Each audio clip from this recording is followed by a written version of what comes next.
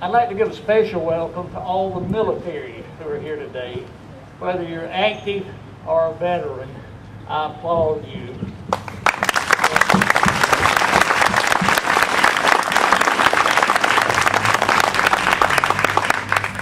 Thank you for your service, whether it was abroad or at home. You're all heroes. I know a lot of you don't like to be called heroes. You want to reserve that for the people who rest in peace at Arlington National Cemetery in Normandy. A few years ago, I heard of a young man from southwest Georgia who was down at the beach, and he swam out and rescued a soldier who was caught in a rip current in danger of drowning. They both made it okay. He's a hero.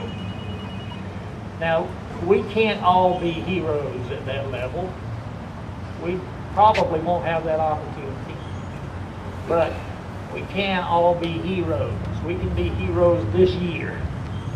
Not by fighting the Taliban, or is it the Taliban, I'm sorry, or Al-Qaeda, or other radical extremists who want to destroy the United States, but by voting against those who are destroying the democratic republic set up by the U.S. Constitution and building a socialist nation like that espoused by Karl Marx.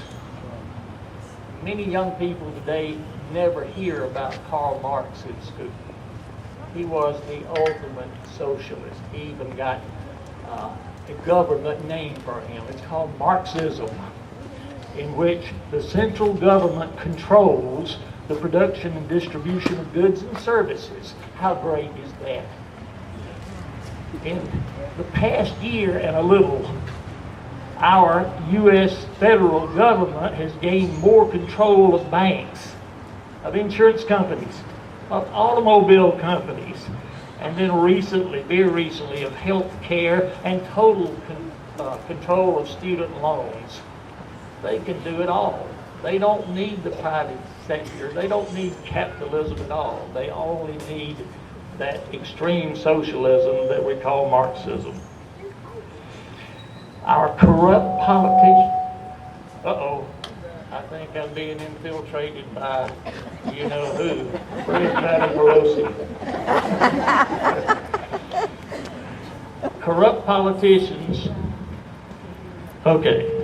politicians are governing against the will of the majority of the people, against the U.S. Constitution, and most importantly, and one of the main reasons I'm up here today, they are stealing the economic future of upcoming generations, our children, grandchildren, and great-grandchildren.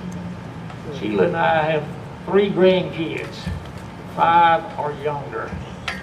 I don't want them to have to spend most of their adult life working for the government just to pay back our interest on the national debt. So I can't vote against all the people I'd love to vote against. I'm not going to move to San Francisco. I hope I don't have to move to Nevada. I hope the Nevadans will take care of Harry Reid. But I am voting against Sanford Bishop.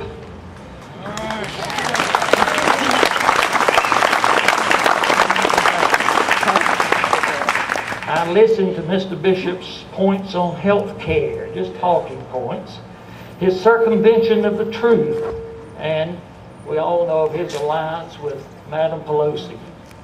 He says what he thinks you want to hear, and then he does exactly what Madam Pelosi wants him to do. So his actions have made this decision very easy. I would encourage you to join me in voting against Sanford Bishop.